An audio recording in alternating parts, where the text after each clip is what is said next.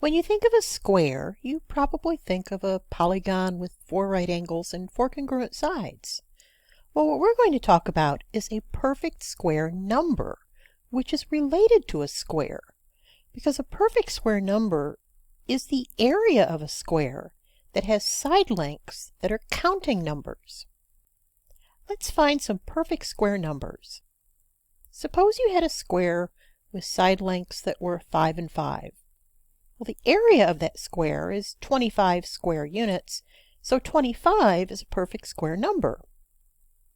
If we had a square that measured 9 by 9, its area would be 81 square units, so 81 is also a perfect square number.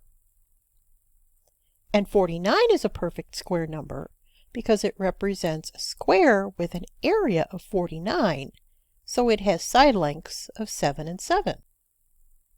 In the world of algebra, we can talk about perfect square expressions. We're still going to think about the area of a square, but what if the area of the square is x squared? Well, then the side lengths would have to be x and x. Here's another perfect square expression, x plus 3 quantity squared. If that's the area of a square, then the lengths of the sides of the square are x plus 3. Now let's look at an expression that's not a perfect square, like x plus 2 times x plus 4.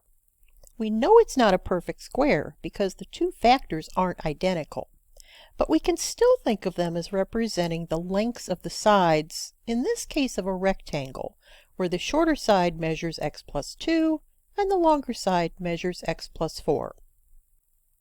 Now here's the question. How close are we to having a perfect square? Well, in order to have a perfect square, we'll have to do something called completing the square. Let's use our area model to see how that works. We can take the rectangle and subdivide it into 4 pieces and look at the areas of the separate pieces. In the upper left, we have a square that measures x by x, so its area is x squared. In the upper right, we have a rectangle that measures x by 4, so its area is 4x. In the lower left, we have a rectangle that measures x by 2, so its area is 2x. And then in the lower right, we have a rectangle that measures 2 by 4, so its area is 8. You probably recognize that expression as being the result of doing a multiplication of the two binomials. Quite often we call that using the FOIL method of multiplication. If we combine the like terms in the expression, we'll have a trinomial x squared plus 6x plus 8. That makes sense when we look at our area model. We've got the blue square that has an area of x squared. We've got the 6 orange rectangles that each have an area of x, so that's 6x. And then we've got the 8 yellow squares that represent 8 units, which is the 8 in our trinomial. How close to having a perfect square are we then? Well, let's rearrange some of these pieces to find out. We'll start by taking one of the orange rectangles off of the right side and moving it to the bottom. And then we'll take 2 of the yellow squares from the right side and move them down to the bottom as well. We're really close to having a square now. In fact, if we look at the top, it now measures x plus 3, and the left side measures x plus 3 as well. That is, those are the dimensions of the red square. But you'll notice down in the lower right, there's one little empty square. That's area that we did not have in our original expression, and we would need to fill that area in if we were to have a perfect square.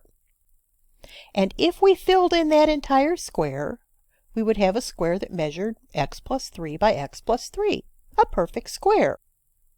But our original area did not include that little red square, so we'd have to take it away in order to get back to our original area, which means that we've completed the square by writing an expression, x plus 3 quantity squared minus 1, that represents the same area as the original expression. Let's try another one with an area model. Suppose we've got a rectangle that measures x plus 1 by x plus 3. We'd like to make a complete square out of this. So we'll divide our rectangle into 4 pieces. The upper left portion will be x by x, or x squared. The upper right is x by 3, or 3x. The bottom left is 1 times x, or 1x. And the area down in the lower right is 1 by 3, or 3. If we combine the like terms, we can see the equivalent expression, x squared plus 4x plus 3, equivalent to our original expression. Now let's do some rearranging so that we've got side lengths that are the same. We can take one of the orange rectangles off of the right side and move it down to the bottom. And we'll move one of the little yellow squares down to the bottom as well. Now we can see the square that we're trying to form, a square that measures x plus 2 by x plus 2. The area inside the red square is x plus 2 quantity squared. But there is a place within that red square that we would have to fill in to make the complete square. But our original expression didn't have that square. So in order to write something equivalent to the original expression, we'd have to take that red square out again, which would give us the expression x plus 2 quantity squared minus 1 that's equivalent to our original expression. Now what if we start with an expression that's not in factored form? How do we complete the square? Let's make some sense out of this using an area model. Now right now our expression is x squared, so here's x squared, plus 4x, so here's 4 x blocks, plus 3. And we have to be able to take these pieces and rearrange them to form a perfect square. If we can do that, we'll have x plus something squared. And maybe we can do that right now without making any changes at all. So let's see if we can. We'll build our square around that blue x squared block. Now we're going to start by thinking about the 4 that's the coefficient of the linear term, the middle term. That's telling us we have 4 of those x blocks, and we would like to rearrange those so that we have the same number of them along the top side and the left side. So that's easy enough. If we take the 4 blocks and divide them into 2 groups, we'll have to put 2 of the x blocks along each side. Because we have 2 groups of those x blocks along each side, we know that the second part of our binomial is 2. So we know that in the lower right corner of that big red square, we've got a piece that measures 2 by 2, or 2 squared. So we've got 4 more unit blocks that we need to put in this diagram to make a complete square. We've already got 3 of them. And if we put them in the diagram, we can see that we're still missing 1 more square.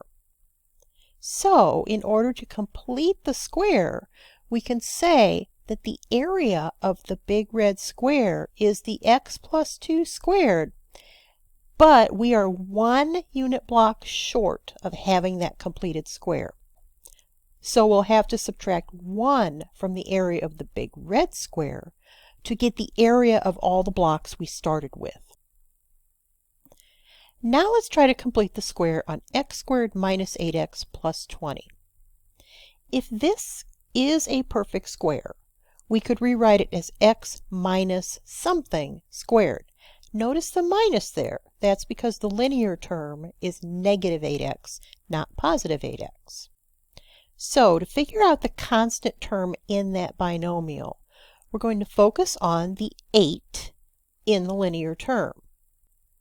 If we take that 8 and divide it by 2, we get 4.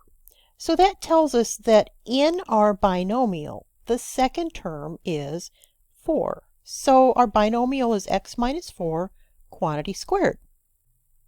The question now is, are the two expressions, the one we started with on the left and the one we have on the right, are they equivalent to each other? So here's what we need to think about. In the expression on the right, the one that's a perfect square, the last term is minus 4. And if we square that last term, we get positive 16. But our original expression had a last term of positive 20. So in this case, to make the two expressions equivalent, we actually need to add 4 to the expression we've got so far to make the left side and the right side equal to each other. So the original expression, written as a perfect square plus or minus a number, is x minus 4 quantity squared plus 4.